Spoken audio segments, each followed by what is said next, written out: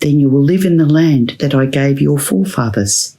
You will be my people, and I will be your God. Ezekiel 36:28. Coming home.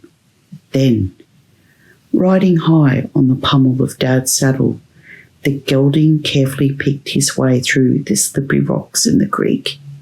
Cold raindrops from Dad's akubra dripping on my smiling face, with his dry as a bone coat wrapped warmly about me. The oily smell, horse sweat and leather, delicious aromas to a daughter of a cattleman, a light horseman. 1967. The vinyl seat of our 62 station wagon was hot and sticky. Our family of 7 drove down the dirt road for one last time. I twisted round, but my view out the dusty back window was clouded with sadness running down my cheeks. I wanted to remember everything. The blue hills surrounding our farm, lucerne paddocks, horses, places where I used to run in the soft spring grass. At 7, my childhood world was fading round another bumpy dirt bend. I hated cattle ticks and the quarantine that forced my mum and dad to sell up our farm at Byara.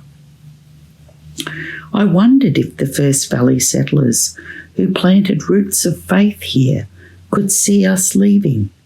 My great-grandfather James Dunlop and his bachelor son David, who raised Dad, my great-grandfather Lars Anderson from the Esk sawmill, and Henry Plantagenet Somerset, of whom Somerset Dam was named after, the McConnells from Cressbrook Station, and the Peters from Gallinany Station. Oh, Brisbane must have thought the Beverly Hillbillies had arrived when we moved into our new house. But even when the thick air was a cacophony of city noise, I could still hear the willy wagtails calling to each other like they did on the farm. Calling to me, I imagined, to the hills and the valleys that still filled my heart. 1974, my dad died. Of all the dark days in my life, this was the worst. My high-riding hero had crossed the bar to his maker. Everything was silent, in slow motion. I reckon he died from chemical poisoning used to dip the cattle for ticks. Dad made the best of everything in Brisbane, but he dearly missed the horses and the farm.